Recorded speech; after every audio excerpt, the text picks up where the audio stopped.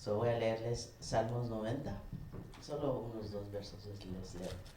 Salmos 90 dice, Señor, a lo largo de todas las generaciones, tú has sido nuestro hogar.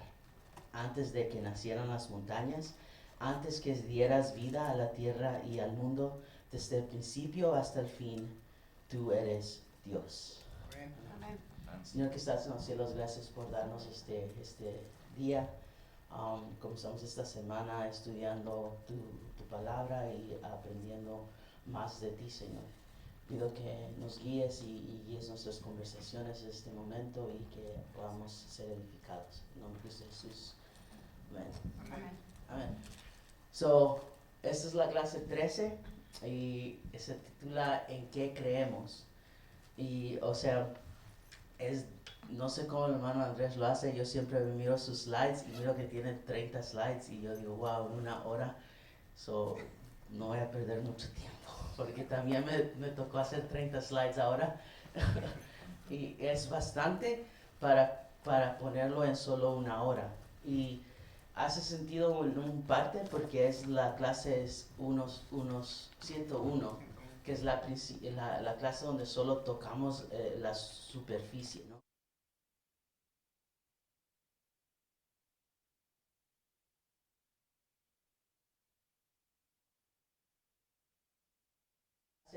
Y podemos pasar un año, ¿no? 2 años o una clase entera, pero solo vamos a tocar un poquito de lo que creemos. So, primero es el credo de la iglesia, ¿no? Todos agarraron esta hoja, creo, hizo lo que esta parte es prácticamente el credo de la iglesia. Y ¿alguien sabe qué es un credo?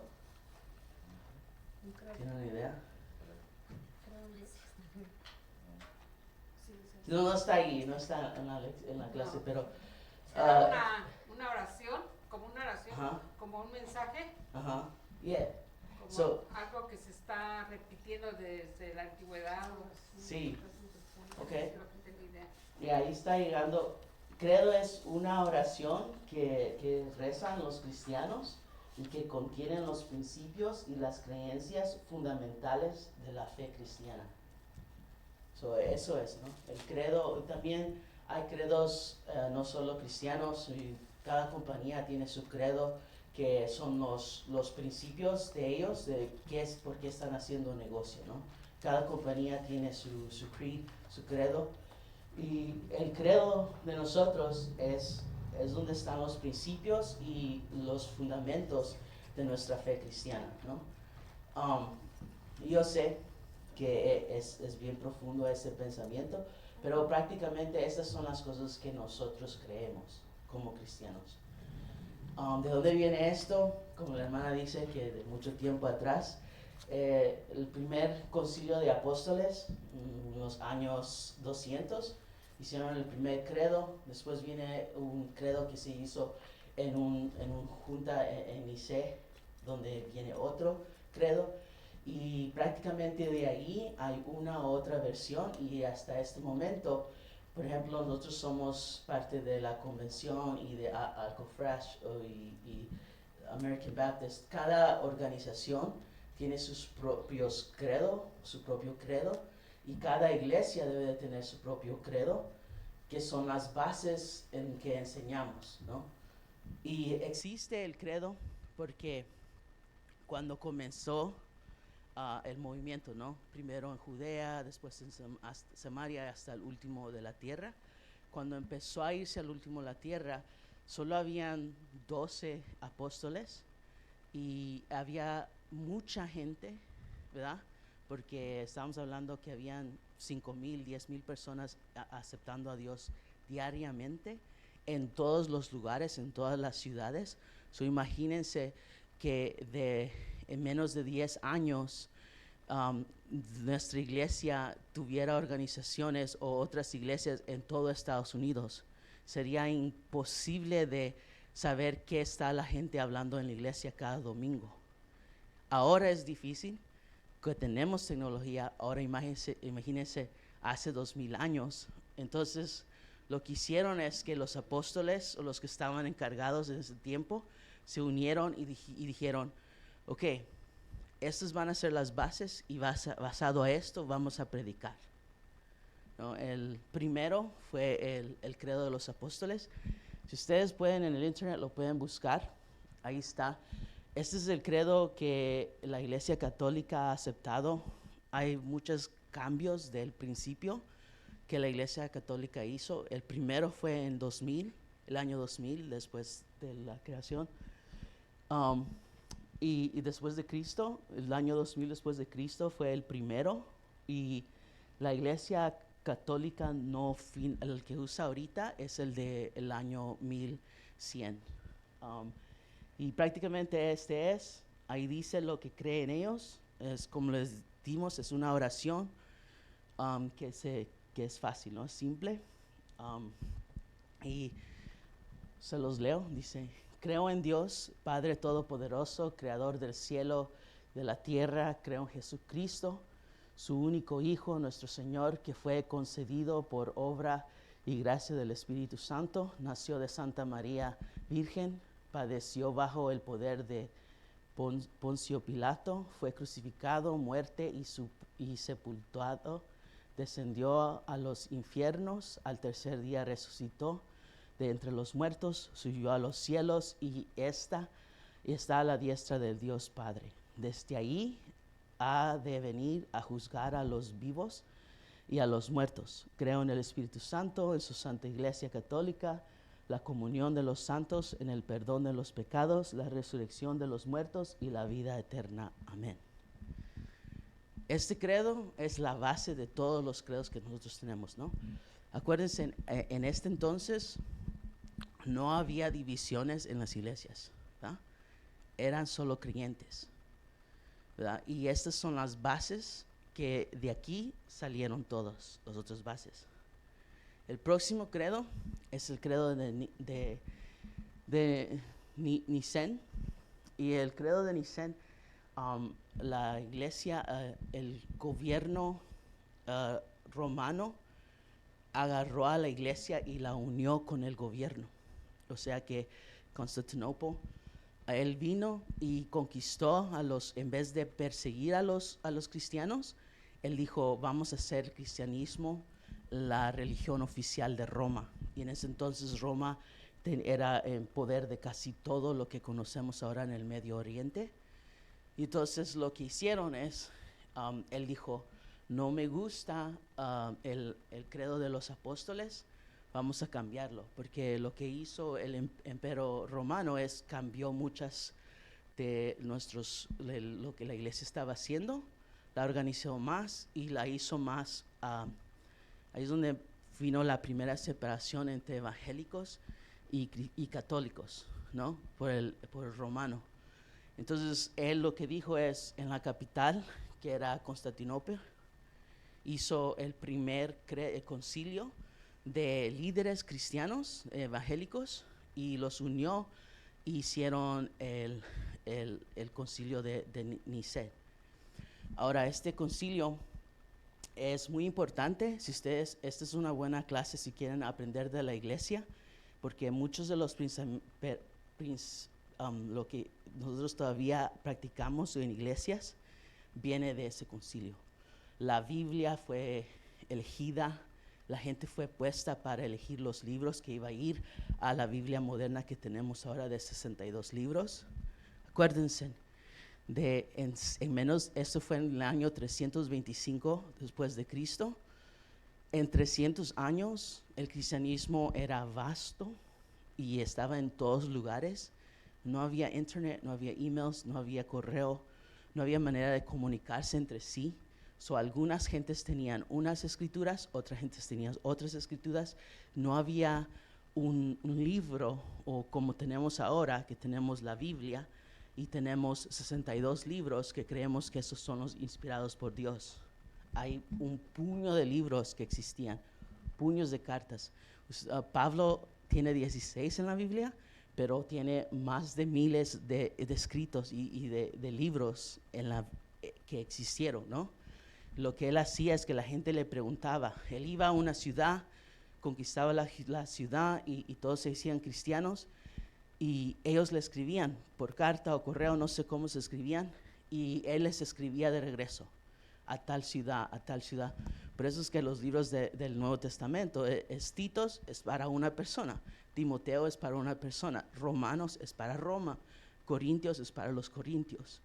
Es porque él escribía a ciertos lugares donde le habían dado. Entonces, en el año 325 comenzó, creo que duró como unos 100 años, 200 años, pero eligieron los 62 libros que está ahora que tenemos en la Biblia.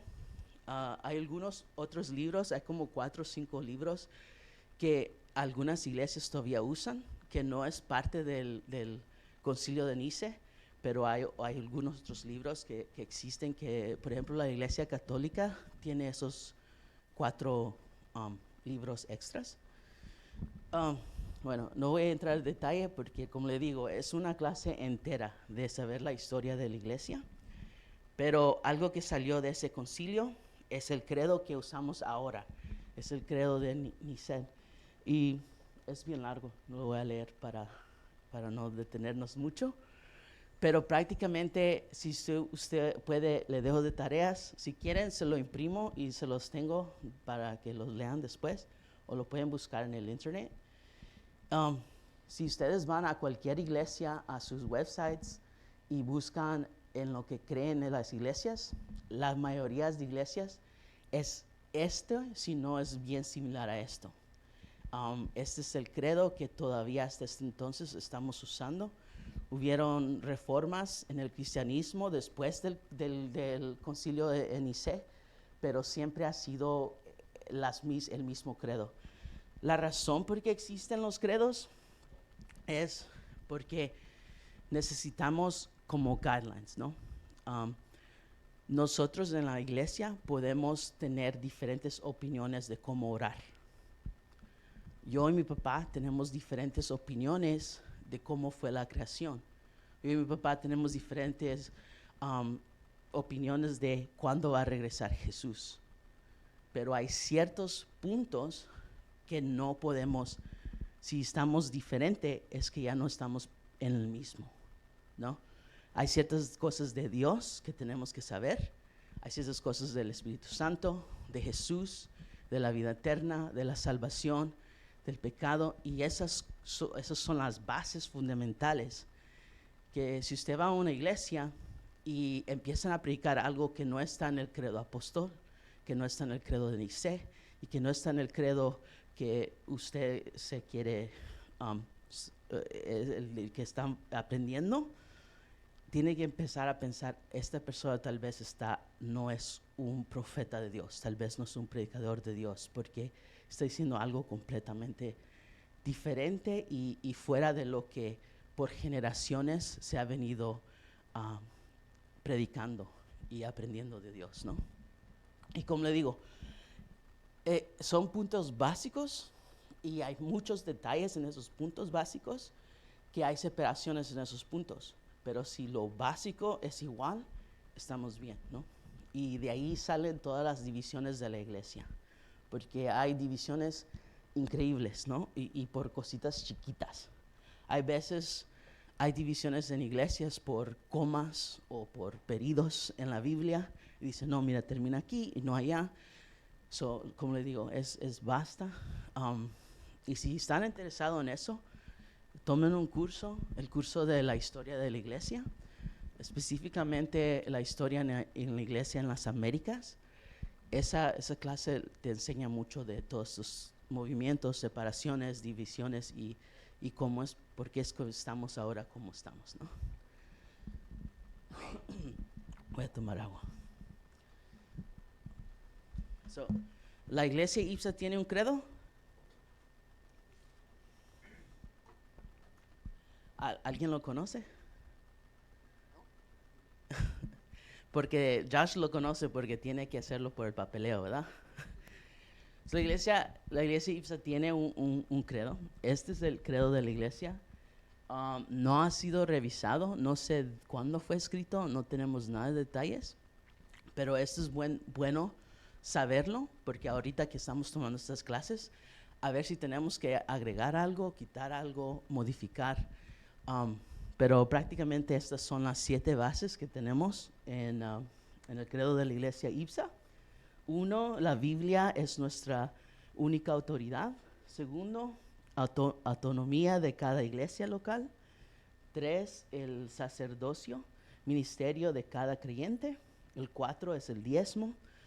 El 5 es del bautismo, es por inmersión. El 6 es el del Espíritu Santo, dice viviendo en el Espíritu. Y el 7 es hablando a otros de Cristo. Estas son nuestras bases de iglesia. Es un poco diferente del credo de Nicea, pero le digo, las bases, todos los puntos importantes están ahí. Ese es el credo. Comencemos. Vamos a tratar de pasar a 7.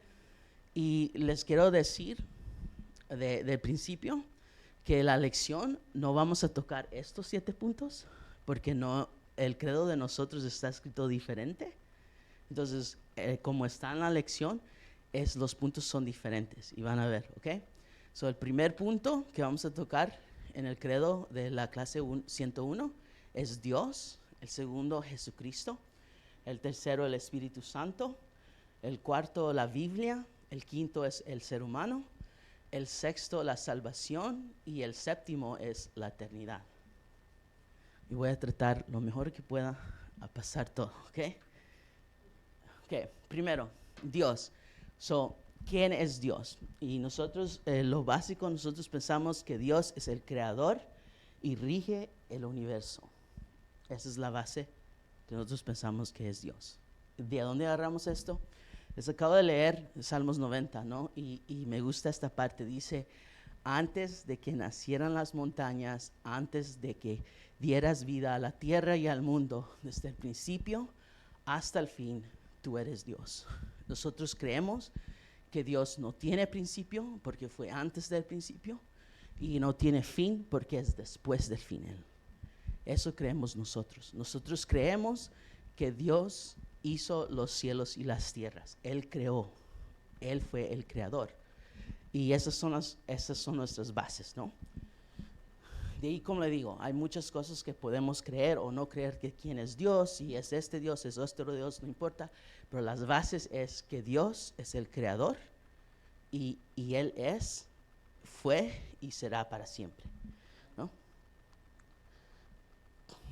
Y puse aquí otra cosa que creemos de Dios, es acerca de la Trinidad. Este punto es de años, otra vez, y este es uno de los puntos más difíciles de entender de qué es la Trinidad. Pero voy a leerles este pasaje y después voy a tratar de explicar la Trinidad lo más simple posible, ¿ok? Dios Padre los conocía y los eligió desde hace mucho tiempo. Su Espíritu les ha hecho santo. Y como resultado, ustedes lo obedecieron y fueron limpiados por la sangre de Jesucristo. Aquí esta es primera de Pedro 1:2. Solo les voy a contar. La Biblia que yo uso para estudiar es la Nueva Traducción Viviente, the New Living Translation. Esa es la edición de la Biblia que me gusta leer para hacer estudios. Yo siento que es más fácil para mí para leer y entender. Dice las palabras y las oraciones están escritas de una manera que es más fácil para mí entender. Por eso es que ahora todo va a ser de la Nueva Traducción Viviente. Si ustedes si tienen la Reina Valera y leen este versículo, es un poco diferente, pero la idea es la misma, les garantizo. Pero yo, desde que fui a seminario, siempre ha sido mi versión preferida, la Nueva Traducción Viviente. No estaba en español y la acaban de traducir al español, soy nuevo en español, pero en inglés es mi preferida. Y si quieren saber de Biblias, también tomen una clase de Biblias y pueden ver cómo son las traducciones, porque tienen que saber que la Biblia fue escrita en 2 idiomas y yo no sé ninguno de esos 2 idiomas. Yo estoy leyendo la Biblia según uno tiene que encontrar en quién confía la traducción de esa persona, ¿no? Porque yo no sé el idioma, entonces yo tengo que confiar en quién la tradujo, ¿no? Entonces, la Reina Valera fue traducida por un rey en España y él la tradujo de inglés, no la tradujo del original.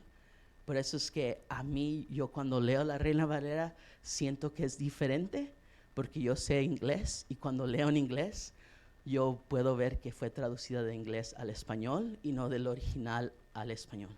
Entonces me gustan más Biblias más modernas, que son traducidas del idioma original y no del inglés. Pero yo sé que la Reina Valera es como Dios a la mayoría de los latinos. Yo sé de eso. He tenido discusiones con mi abuelo y mis tíos.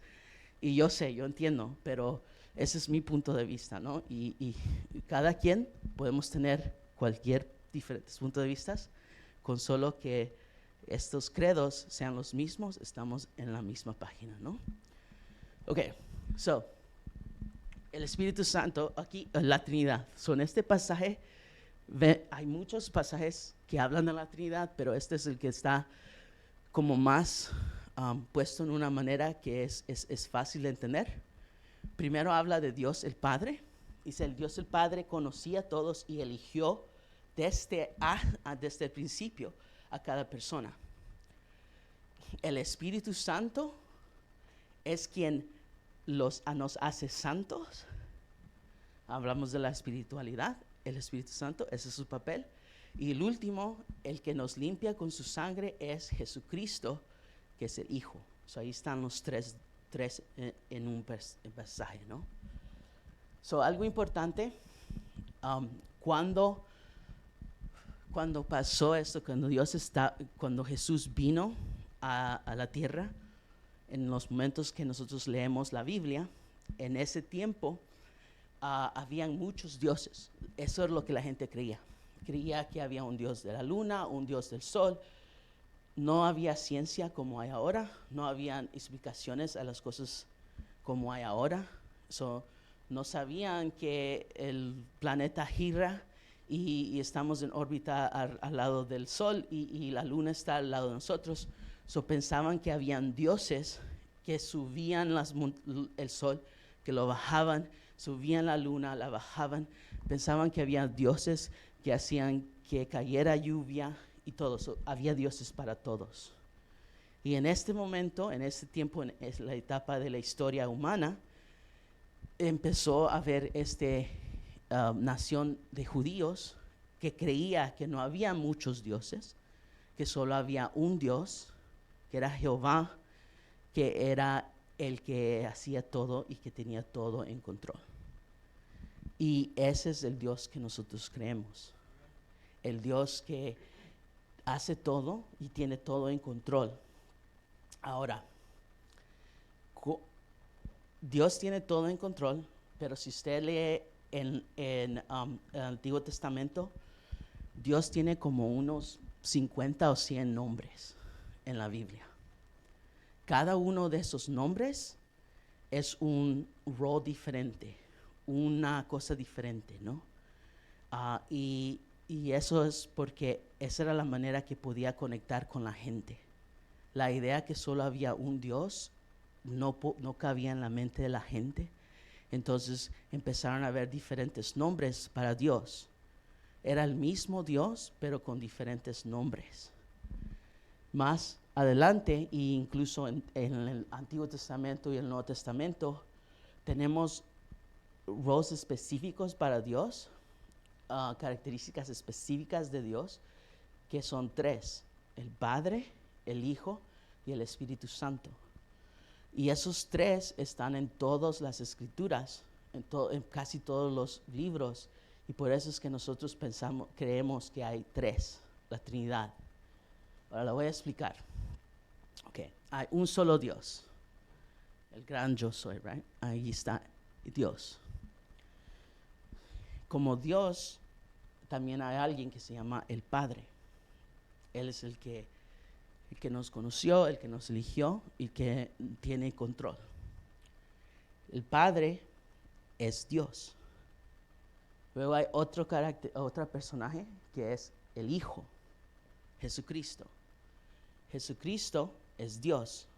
En el Antiguo Testamento Jesús se aparece, se cree que él peleó, se me olvidó el nombre de la persona, pero hay ciertos personajes en el Antiguo Testamento o ángeles que se cree que es Jesús. Jesús estuvo en el Antiguo Testamento, lo conocemos su historia en el Nuevo Testamento, pero Jesús es Dios. Y luego hay alguien más que es el Espíritu. Y el Espíritu es Dios también. Ahora, así funciona la Trinidad, ¿ok? El Padre y el Hijo no son el mismo. ¿Ok? Jesucristo y el Padre no son el mismo Dios. El Hijo y el Espíritu no son el mismo Dios. El Espíritu y el Padre no son el mismo Dios. Pero el Padre es Dios, el Hijo es Dios y el Espíritu es Dios. Cuando nosotros hablamos de Jesús, nos referimos específicamente a Jesús. Cuando hablamos del Espíritu, nos referimos directamente al Espíritu, y cuando hablamos del Padre, nos referimos directamente al Padre. Yo sé, es confuso y otra vez podemos pasar años aquí, pero prácticamente son, como mucha gente lo describe, es como un abuelo. El abuelo es esposo, y es padre y también es abuelo, o la abuela, ¿no? La abuela es madre, es esposa y es abuela. Son tres personas y en una. Si el nieto necesita ayuda, la abuela es abuela. Si el hijo necesita ayuda, la madre es madre. Y si el esposo necesita ayuda, él es esposa. ¿Verdad? Son tres diferentes cosas. Los nietos no le llaman esposa, los hijos no le llaman abuela. Eso es una manera de explicarlo más sencillo, pero es un poquito más complicado de eso a la misma vez. Pero eso es prácticamente todo de la Trinidad, ¿ok? Yeah.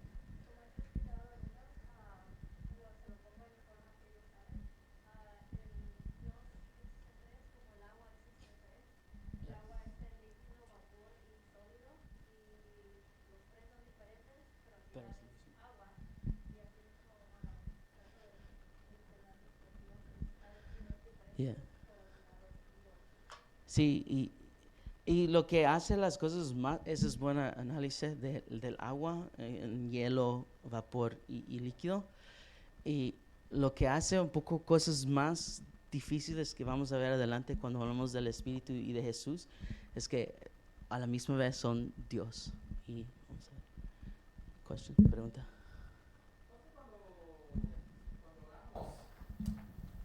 Y estamos hablando y nos confundimos la forma de quién nos dirigimos en una oración. ¿Estamos de una manera insultando a uno de los tres?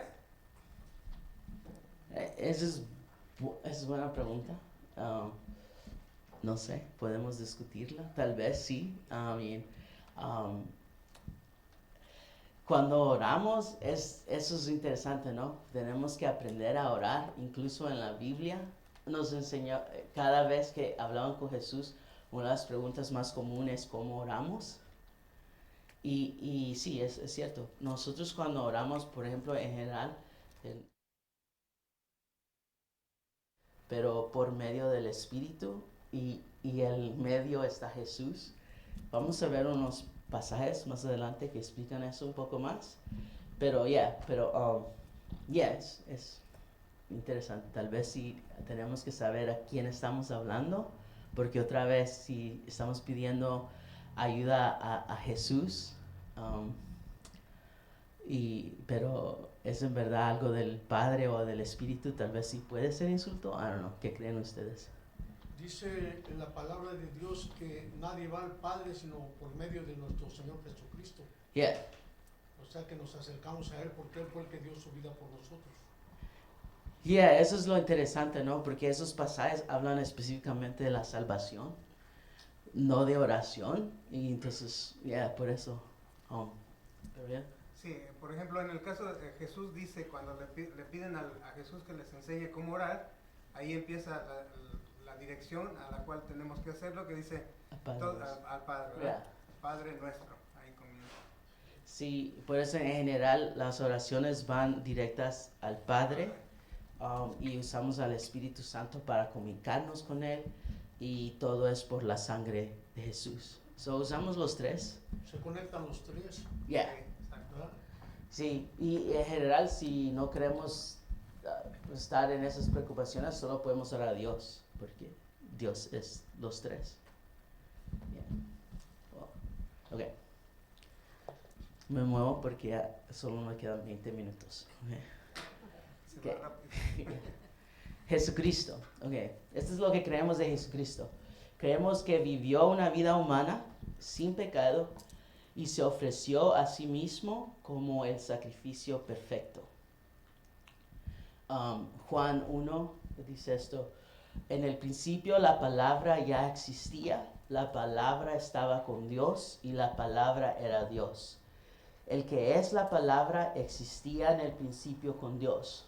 Dios creó todas las cosas por medio de Él, y nada fue creado sin Él. La palabra le dio vida a todo lo creado, y su vida trajo luz a todos. La luz brilla en la oscuridad, y la oscuridad jamás podrá apagarla. ¿Qué acabo de leer? Juan es uno de mis libros favoritos de leer, y comienza con un pensamiento bien filosófico, ¿no?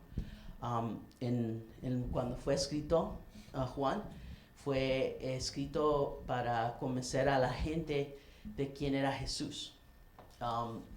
Y lo describen como el verbo. Si ha estudiado filosofía o historia del mundo, sabemos que mucha gente anda buscando el verbo, ¿no? El verbo.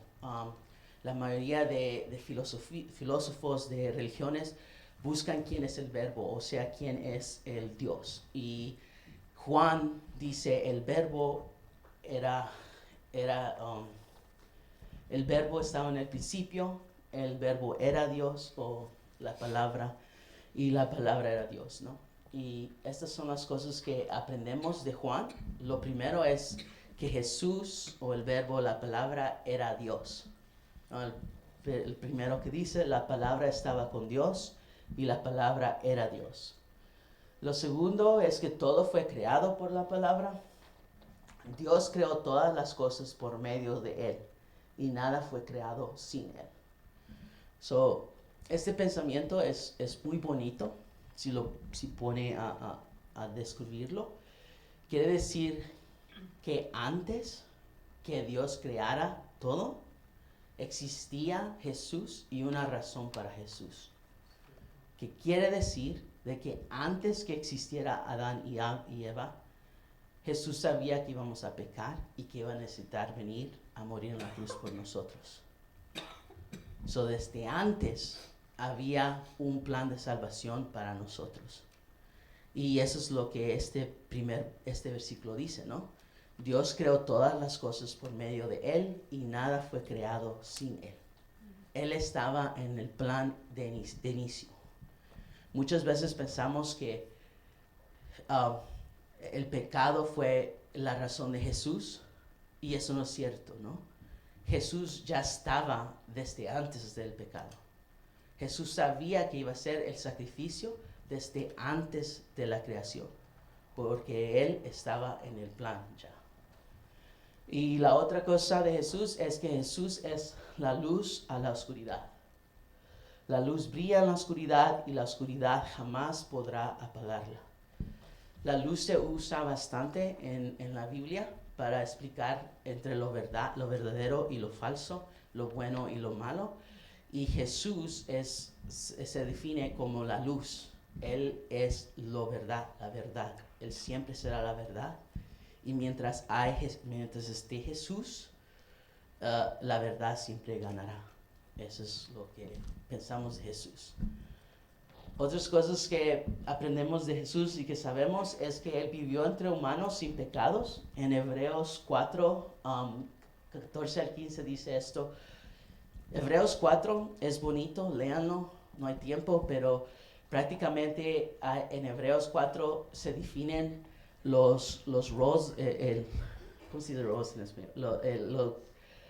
Lo que es Jesús y lo que es el Espíritu Santo y Dios y cómo funciona nuestra salvación. Dios es el juez, tenemos un sacerdocio, o sea, alguien que es como que el juez, el que el jury, y luego está el abogado de nosotros, el Espíritu Santo, y Hebreos 4 lo define eso más. Si lo lee es muy interesante. Pero eso es lo que pensamos de Jesús, ¿no? Jesús, Hebreos 4, 14 al 15 dice, nuestro sumo sacerdote comprende nuestras debilidades porque enfrentó todas y cada una de las pruebas que enfrentamos nosotros. Sin embargo, Él nunca pecó. Jesús vivió, y es importante porque Él conoce qué es ser humano. Él tuvo tentaciones, Él pasó debilidades, Él pasó ansiedad, Él pasó cambios emocionales en cada otros segundos, igual como nosotros. Y por eso Él entiende quién somos. Cuando nosotros fracasamos, Él entiende por qué fracasamos. Eso es lo que pensamos. Que Él vivió, fue humano y nunca pecó. Ese pensamiento que Él nunca pecó es bien importante, porque si Él pecó, Él no puede ser el sacrificio perfecto. Si ustedes escuchan que alguien menciona que Jesús pecó, que hizo algo que no debía de hacer, tengan cuidado, porque ese pensamiento es muy importante. Mucha gente acepta que Jesús fue hombre, pero dicen que Él fue hombre común, que tiene hijos, que tiene esposas, que tuvo amantes. Y Jesús fue sin pecado. Y eso son lo que tenemos que tener claro, ¿no? Si escucha a alguien que diga algo así, no confíe de ellos tanto, porque quiere decir que están predicando algo que no es en nuestras bases cristianas. Y quiero hacer un comentario de eso. Eso sí es muy cierto. Una vez llegó una pareja a mi puerta tocando. Pensé que eran los testigos de Jehová, pero no eran testigos de Jehová, eran de otra religión. Eran de una religión, porque eran una religión. Yeah. Y eso es lo que me estaban explicando, que nosotros estábamos mal, que nosotros pensábamos que Jesús había sido sin mancha, y no es cierto, porque Él se casó y Él tuvo hijos. Yeah. Y esposa. Y yo le dije que eso no estaba en la Biblia, pero dice que nuestra Biblia estaba mal, que estaba errónea. Entonces yo le dije, bueno, yo creo en esto, yo no puedo creer en lo que tú me estás diciendo. ¿Se acuerdan como les dije que hay muchos libros y que en el concilio de Nicea eligieron 62? Uno de los libros es las historias de un hijo, supuestamente hijo de Jesús. Y entonces ese libro es muy popular, todavía está. Y entonces mucha gente se agarra a ese libro y a decir, mira, aquí está la prueba que Jesús pecó. Otra vez, nosotros por generaciones creemos en las escrituras que dice que Él no pecó. Y entonces sabemos que esos libros son falsos libros, y por eso es que no fueron aceptados en el concilio. Y eso es importante, ¿no? Por eso les digo, si ustedes no saben, pero sospechan que algo está diferente en ese pensamiento, por favor, estúdienlo, pregunten, descúbranlo, porque ese es nuestro rol, es de buscar qué es la verdad, ¿no? Si creemos que Jesús es la luz, tenemos que ver, ¿es cierto? ¿No es cierto? Descubrirlo, estudiarlo y aprender para saber cómo definir nuestra fe. Pero nuestra fe es que Cristo fue humano, pero no pecó. La otra cosa, y esta es la otra cosa clave de Jesús, es que Jesús murió y resucitó. En 1 Corintios 15 dice, Cristo murió por nuestros pecados, tal como dicen las Escrituras. Fue enterrado y al tercer día fue levantado de los muertos, tal como dicen las Escrituras. No sé si pueden ver, Sí. pero aquí hay un número 4. Cuando están leyendo la Biblia, siempre hay numeritos chiquitos y si lo sigue abajo en la Biblia le dice, este es de tal lugar y tal lugar. Una Biblia de estudios te va a tener bastantes referencias abajo. Cuando dice que creemos en las Escrituras, hay un puño de versículos en toda la Biblia, no solo un solo versículo como les estoy poniendo, pero hay bastantes versículos donde habla antes que Jesús naciera, cuando Jesús nació y después que Jesús nació, de que hablan que Él murió, que estuvo 3 días en muerte y el tercer día resucitó. Nosotros por eso esto es lo que creemos, ¿no? Porque hay bastantes pruebas y así es como se usa la Biblia para definir puntos, específicamente puntos teológicos. Tienes que encontrar referencias en toda la Biblia. Si encuentras un pasaje con solo un punto, ese punto es bien, no es tan sólido si es un punto que tiene un puño de referencias. Si también estás leyendo un escrito o un libro o un artículo de alguien que está diciendo teología y no tiene más de 20 versículos, no es confiable, ¿verdad? Porque necesitamos ver que hay mucha prueba en toda la escritura del punto que ellos van a poner, no solo un versículo. Y esa es una de las diferencias cuando hay un estudio bíblico y hay una predicación bíblica. Sí, hermano. Sí, precisamente como estás mencionando, cada punto que estamos tocando ahorita tiene varias referencias bíblicas, aunque no las pusimos todas por cuestión de tiempo, pero ahí están para que vean el respaldo o la base escritural, ¿verdad? Sí, por eso el papel, yo creo que todos lo tienen y hay muchas referencias y casi todos son referencias al mismo punto. La Iglesia Católica también nomás como esa, cuando están orando que dicen ruega por nosotros, Virgen María por nosotros, delante de ¿eso qué es? En la oración, nosotros no vamos a tocar de la oración, pero prácticamente en Hebreos, que es cuando hablan de la carrera, que todos estamos en una carrera, Hebreos dice que en la carrera nosotros de la vida cristiana hay santos que están en el cielo orando por nosotros. Esa es una referencia a quién va a orar usted. Ellos oran a la Virgen María o los santos que ellos quieran. Lo que Jesús nos enseñó es a orar al Padre. Y si yo como miro eso, mi abuela, hay momentos, mi abuela murió hace 17 años. Y hay momentos todavía que algo me pasa y yo siento que ella oró por ese momento. Porque las oraciones de nosotros, si están con fe, mueven montañas y nos protegen hasta 2, 3 generaciones. Yo creo en eso, ¿no?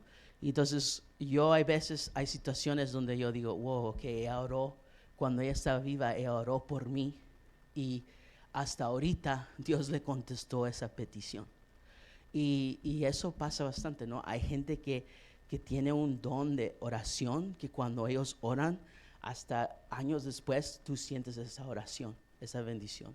Y yo creo que esa fue la referencia en Hebreos, pero por eso es que se agarran en la base de orar a santos, es porque está esa referencia ahí en Hebreos.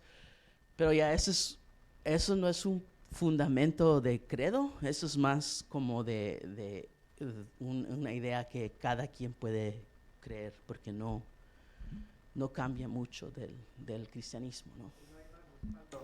También no hay más respaldo, otra vez, solo es un versículo, una sección en Hebreos que habla de eso. Ok, lo último de Jesús es que creemos que Él ascendió al cielo y regresará.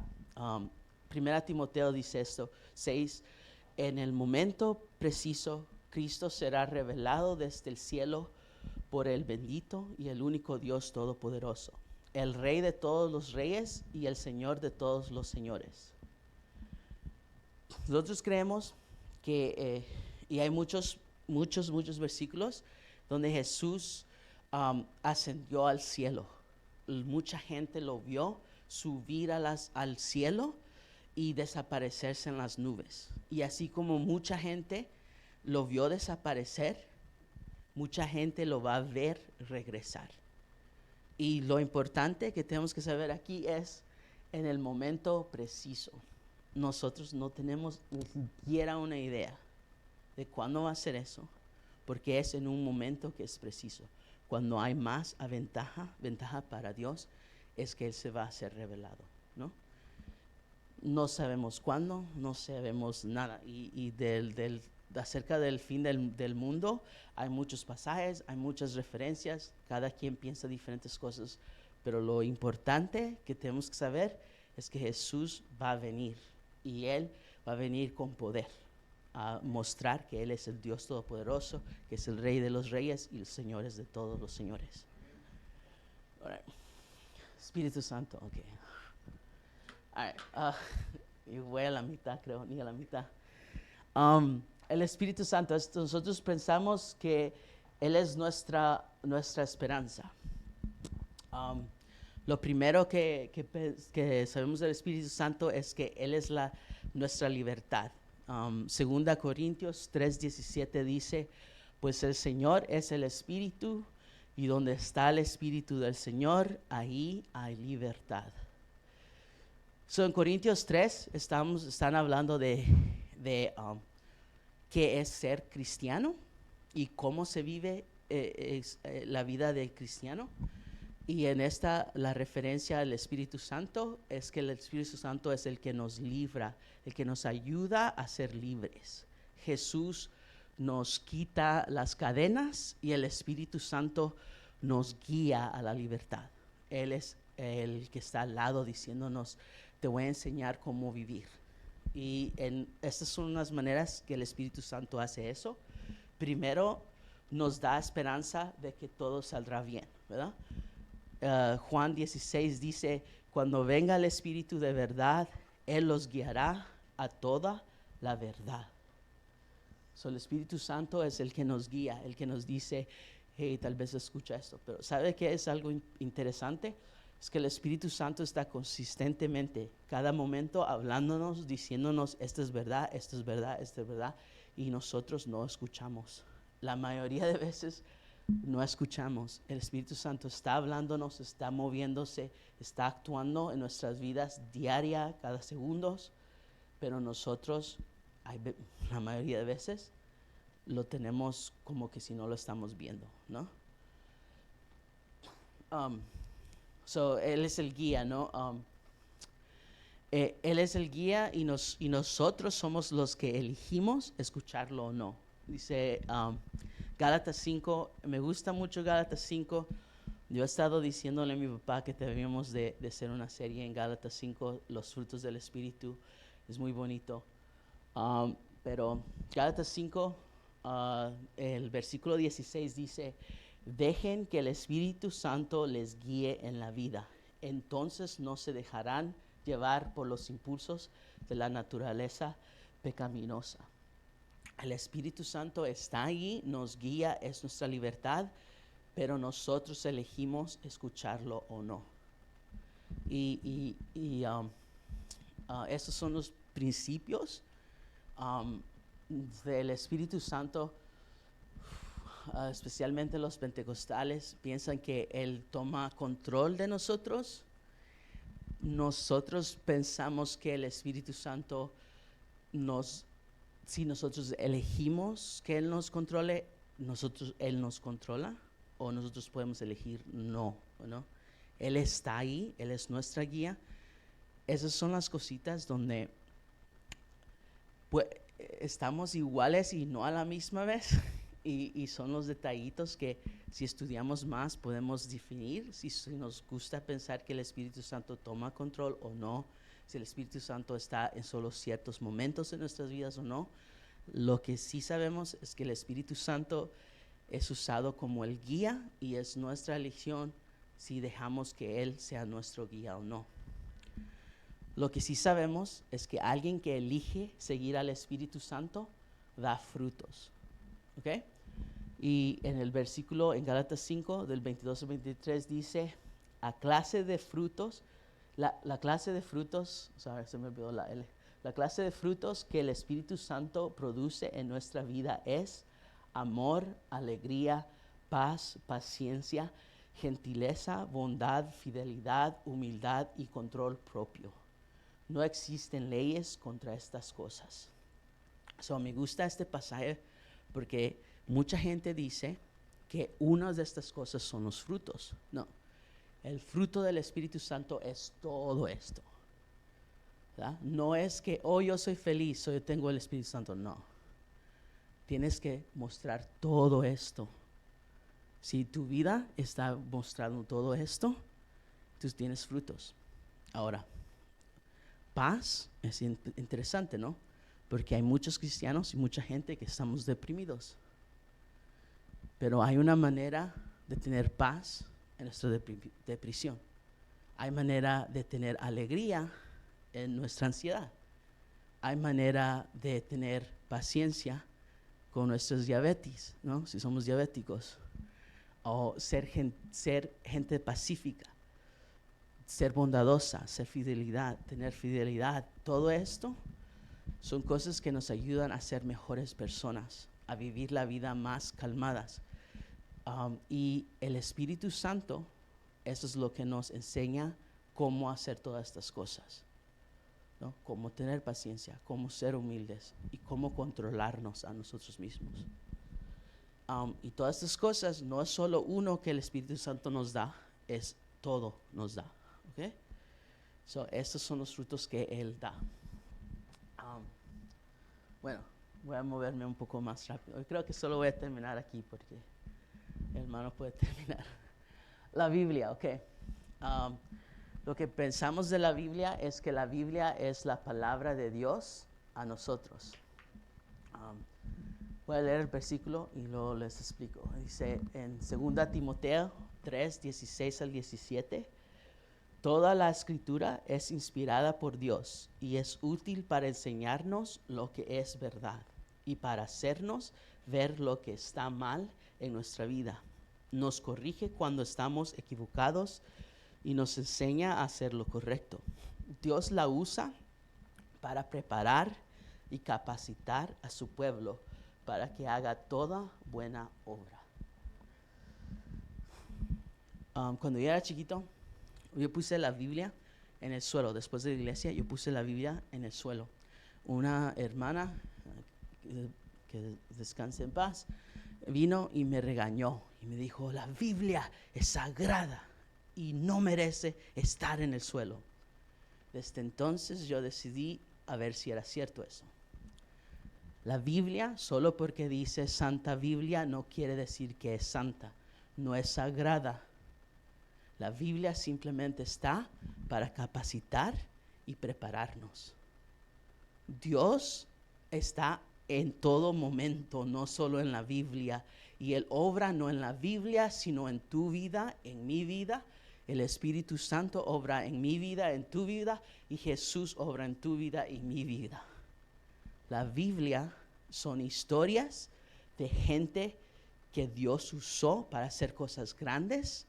Y de esas historias nosotros aprendemos y crecemos. Porque sabemos, si esta persona que fue así y falló así, Dios la usó. Cuando yo estoy pasando momentos similares, Dios me usa a mí. La Biblia es para capacitarnos y prepararnos.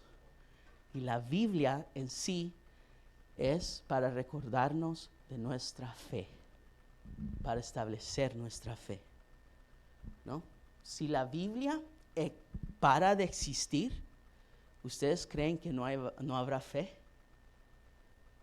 ¿O sí? En la Biblia mismo dice que si nadie está hablando de Dios, hasta las piedras y los animales hablarán de Dios. Sin la Biblia hay fe, sin la Biblia hay Dios, sin la Biblia hay Espíritu Santo, sin la Biblia hay Jesús. Y si no creemos en eso, piénselo bien, porque no estamos creyendo en la Biblia, sino que en Dios. Y la Biblia está ahí para enforzar nuestra fe. No es la razón de nuestra fe. Sí, hermano. Hay que entender, hermano, también que la Biblia es la palabra de Dios. Sí. Y la palabra de Dios es sagrada también, ¿no? Sí, Porque es, como dijo el que Ajá. acaba de leer, pero es para instruirlo, Para para instruirnos. redarguirlo, Yeah. para toda cosa buena, Sí. para nuestra vida. Sí, es la palabra de Dios y otra vez es la palabra de Dios no para Alex, sino la palabra de Dios para quien fue directamente, ¿no? Cada libro fue escrito para una persona específica y yo como Alex, yo voy a entender el mensaje mío viene de las lecciones de esas personas, ¿verdad? Dios me habla a mí en mi vida diaria, ¿no? Hay muchos momentos en que Dios me habla a mí y yo entiendo Dios está hablándome a mí. Y la mayoría de veces no viene de leer la Biblia. Cuando yo leo Biblia, yo digo, oh man, yo estoy predicando esto mal, yo estoy pensando esto mal. Y ahí es donde viene la corrección, ¿no? Pero mi fe está basada en Dios y no está basada en la Biblia. Y les digo esto porque es muy fácil de comprobar que las cosas que pasan en la Biblia no fueron ciertas. Porque la mayoría de cosas en la Biblia, como la semana pasada hablamos de Esther, ¿verdad? Ese libro entero, no hay ningún otro récord que existió Esther, que existió todos sus caracteres en esa Biblia. Pero nosotros sabemos que Mordecai tuvo fe en Dios y por la fe que él tuvo en Dios, él pudo salvar su vida y salvar la vida de todo el pueblo judío. Entonces ese libro está para enseñarnos que nuestra fe debe estar en Dios y saber que con Dios podemos todo.